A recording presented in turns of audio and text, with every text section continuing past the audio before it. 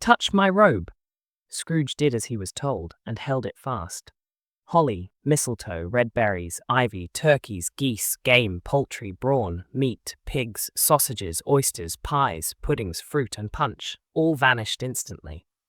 So did the room, the fire, the ruddy glow, the hour of night, and they stood in the city streets on Christmas morning, where, for the weather was severe, the people made a rough but brisk and not unpleasant kind of music, in scraping the snow from the pavement in front of their dwellings, and from the tops of their houses, whence it was mad delight to the boys to see it come plumping down into the road below, and splitting into artificial little snowstorms.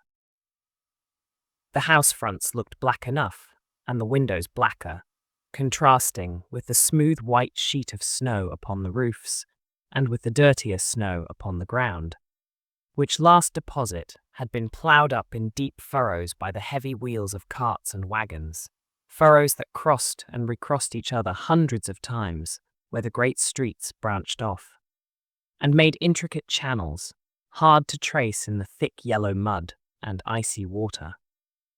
The sky was gloomy, and the shortest streets were choked up with a dingy mist, half thawed, half frozen, whose heavier particles descended in a shower of sooty atoms, as if all the chimneys in Great Britain had, by one consent, caught fire, and were blazing away to their dear hearts' content.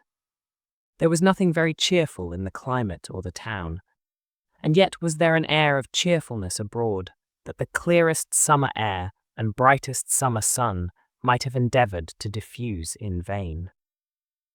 For the people who were shovelling away on the housetops were jovial and full of glee, calling out to one another from the parapets, and now and then exchanging a facetious snowball, better-natured missile far than many a wordy jest, laughing heartily if it went right, and not less heartily if it went wrong. The poulterers' shops were still half open, and the fruiterers were radiant in their glory. There were great, round, pot-bellied baskets of chestnuts, shaped like the waistcoats of jolly old gentlemen, lolling at the doors, and tumbling out into the street in their apoplectic opulence.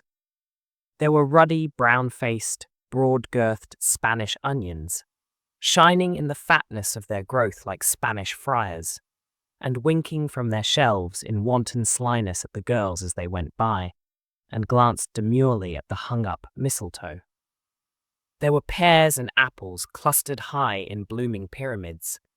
There were bunches of grapes, made, in the shopkeeper's benevolence, to dangle from conspicuous hooks that people's mouths might water gratis as they passed. There were piles of filberts, mossy and brown, recalling in their fragrance ancient walks among the woods, and pleasant shufflings ankle-deep through withered leaves. There were Norfolk biffins, squab and swarthy, setting off the yellow of the oranges and lemons, and, in the great compactness of their juicy persons, urgently entreating and beseeching to be carried home in paper bags and eaten after dinner. The very gold and silver fish set forth among these choice fruits in a bowl, though members of a dull and stagnant-blooded race, appeared to know that there was something going on, and to a fish went gasping round and round their little world in slow and passionless excitement.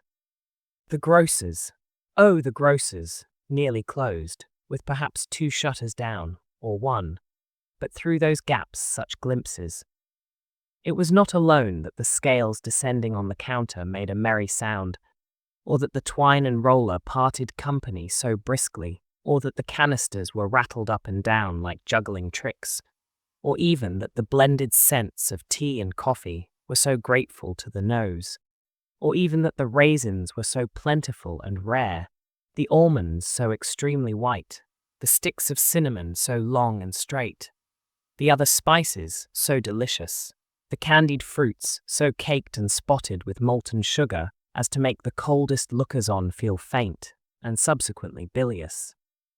Nor was it that the figs were moist and pulpy, or that the French plums blushed in modest tartness from their highly decorated boxes, or that everything was good to eat and in its Christmas dress, but the customers were all so hurried and so eager in the hopeful promise of the day, that they tumbled up against each other at the door, crashing their wicker baskets wildly, and left their purchases upon the counter, and came running back to fetch them, and committed hundreds of the like mistakes, in the best humour possible, while the grocer and his people were so frank and fresh that the polished hearts with which they fastened their aprons behind might have been their own, worn outside for general inspection, and for Christmas doors to peck at if they chose.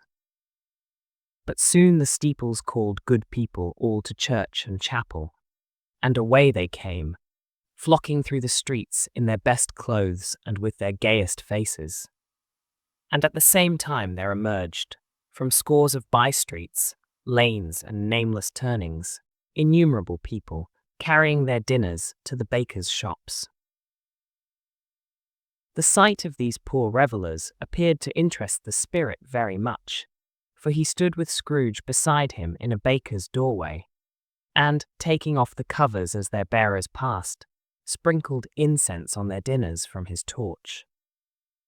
And it was a very uncommon kind of torch, for once or twice, when there were angry words between some dinner-carriers who had jostled each other, he shed a few drops of water on them from it, and their good humour was restored directly. For they said it was a shame to quarrel upon Christmas Day.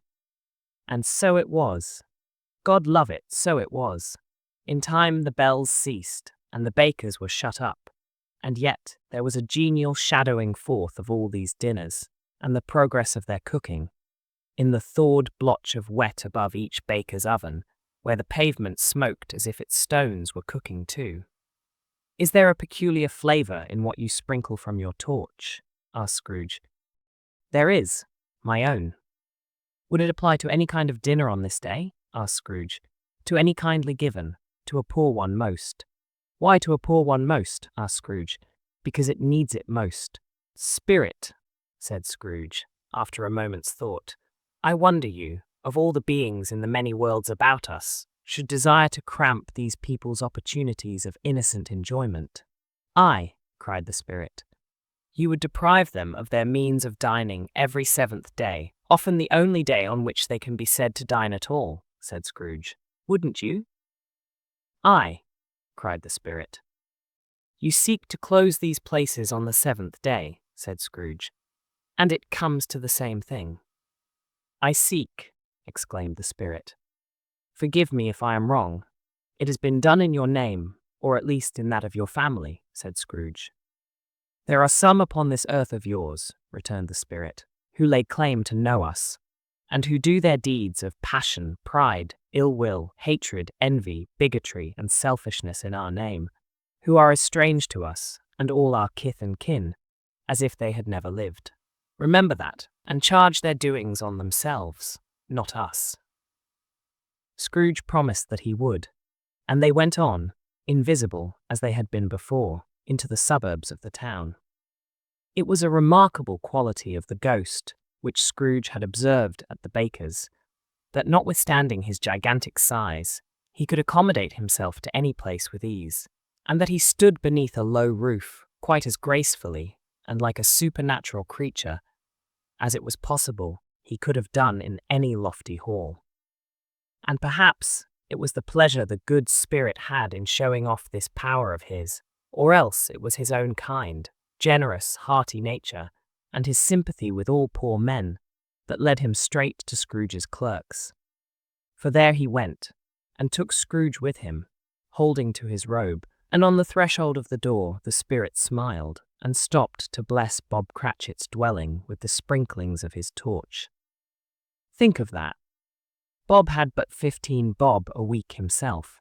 He pocketed on Saturdays but 15 copies of his Christian name, and yet the ghost of Christmas present blessed his 4-roomed house. Then up rose Mrs. Cratchit, Cratchit's wife, dressed out but poorly in a twice-turned gown, but brave in ribbons, which are cheap, and make a goodly show for 6 pence. And she laid the cloth, assisted by Belinda Cratchit, second of her daughters, also brave in ribbons, while Master Peter Cratchit plunged a fork into the saucepan of potatoes, and getting the corners of his monstrous shirt collar, Bob's private property, conferred upon his son and heir in honor of the day, into his mouth, rejoiced to find himself so gallantly attired, and yearned to show his linen in the fashionable parks. And now 2 smaller Cratchits, boy and girl, came tearing in, screaming that outside the baker's they had smelt the goose, and known it for their own, and basking in luxurious thoughts of sage and onion, these young Cratchits danced about the table, and exalted Master Peter Cratchit to the skies, while he, not proud, although his collars nearly choked him, blew the fire until the slow potatoes bubbling up knocked loudly at the saucepan lid to be let out and peeled.